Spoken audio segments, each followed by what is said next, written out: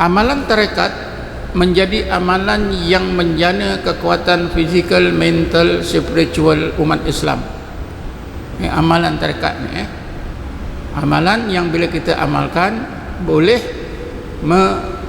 mengukuhkan, memperkasakan fizikal kita, mental kita, spiritual kita, masa aman maupun masa perang.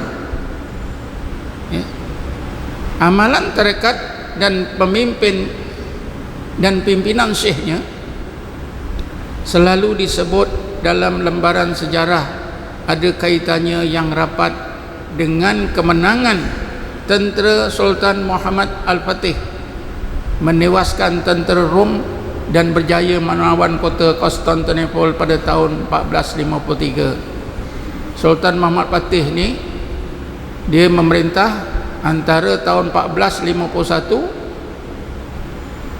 hingga dia meninggal 1481. Lebih kurang 30 tahun dia merintah.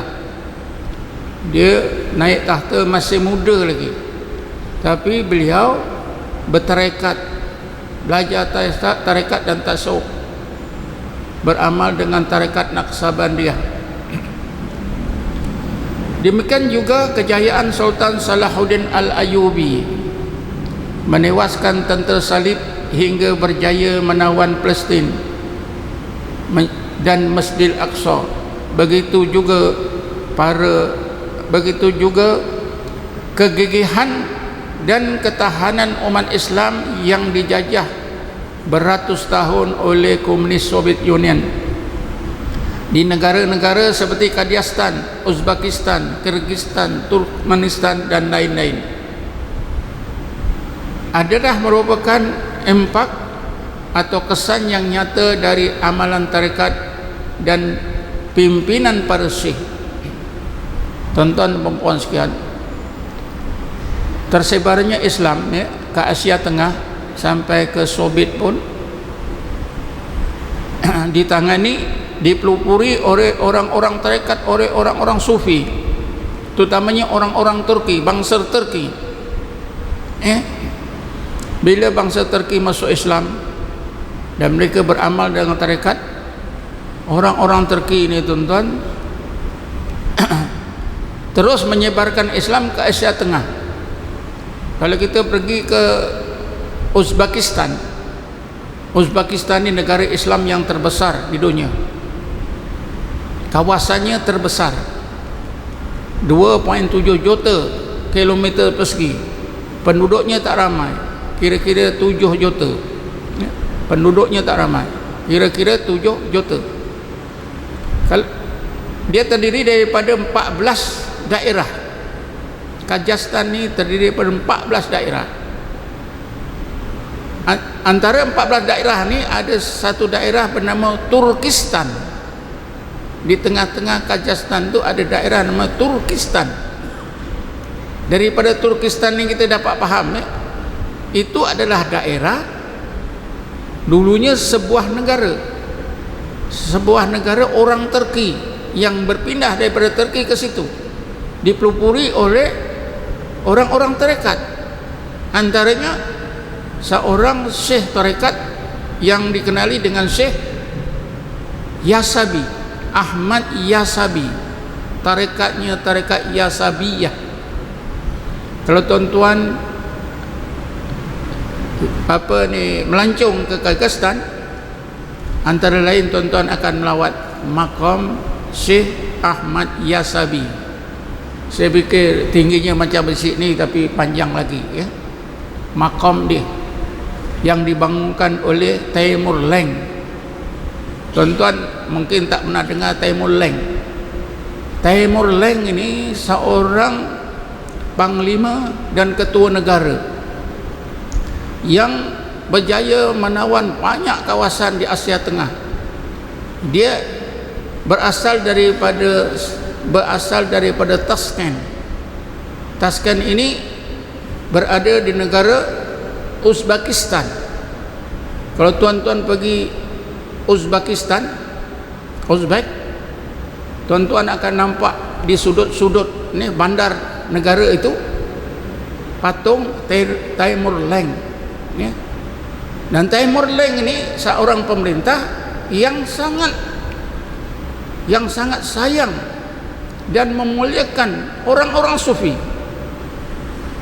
Kalau tuan-tuan pergi sana, ya, mana-mana madrasah atau kesan, ya, atau masjid yang ditinggalkan oleh orang-orang sufi di sana, kita akan dapati di depan masjid itu ada dua bendera.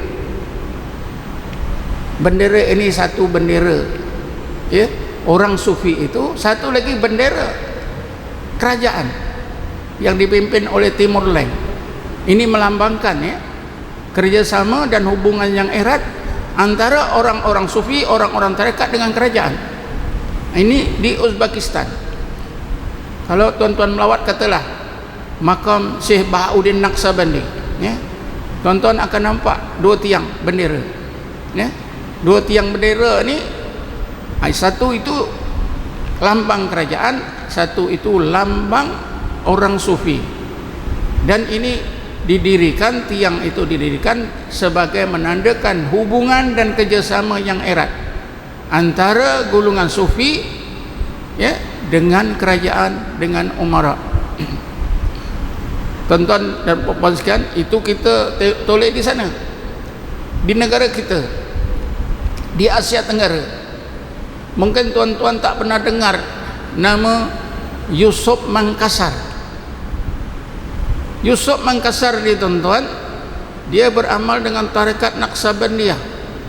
Dia belajar di Mekah, ya. Bila dia balik di Mangkasar dalam 2 tahun, beliau dipanggil, ya, oleh raja satu daerah di Jawa, yaitu Raja Banten, untuk menjadi penasihat agama. Ketika tentera Banten itu melawan tentera Belanda, panglima tentera Banten terbunuh, maka Yusuf Mangkasar dilantik oleh Sultan sebagai panglima tentera. Dalam satu peperangan melawan Belanda, Yusuf Mangkasar tertawan. Belanda buang ke Ceylon. Sesudah di Ceylon sana dalam beberapa tahun yang terus diawasi oleh tentera Belanda, rupanya Yusuf Mangkasar ini tidak diam diri. Dia menyebarkan, dia menjadi pendakwah yang aktif di Ceylon. Lalu pihak Belanda cemburu, bimbang, ditangkapnya, dibuang ke Afrika Selatan. Di Afrika Selatan, Yusuf Mangkasar menjadi pendakwah, menyebarkan Islam, tasawuf dan tarekat Naqsabandiyah di sana. Beliau meninggal dunia tahun 1699 Masehi, ya. Tarikh kewafatannya yang ke-300 disambut secara besar-besaran oleh masyarakat Islam di Afrika Selatan, ya. Dijemput ketua-ketua negara Islam seluruh dunia, termasuklah Malaysia. Malaysia diwakili pada masa itu oleh Datuk Seri Najib, yang pada masa itu menteri apa saya lupa. Dia meninggal dunia 1699. Ini baru saya cerita sebahagian saja, tuan-tuan. Jadi tuan-tuan, tarekat ni memang mainkan peranan penting, ya. Masa aman, masa damai. Kalau tuan-tuan pergi Turki, melawat Turki, ya, di sana tak ada sekolah agama, di sana tak ada pejabat agama, ya. Maknanya Islam tu tak ada mak bapak, bukan macam sini.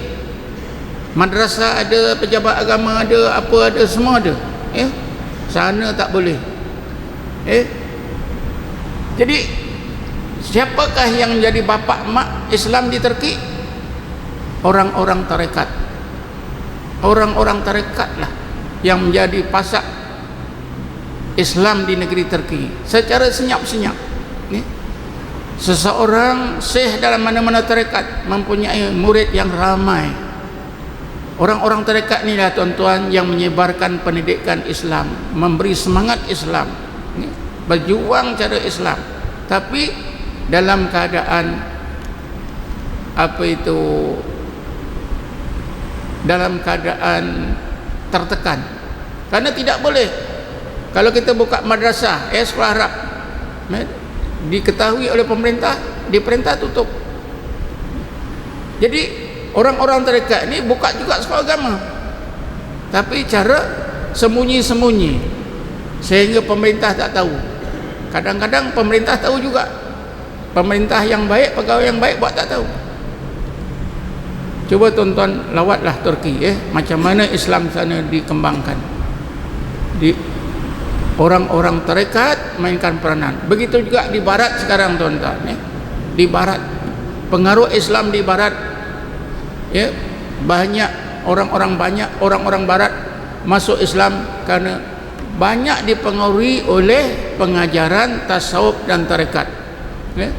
Orang-orang barat dengan Islam tak berapa suka, tapi bila dengar tasawuf dan sufi, mereka suka.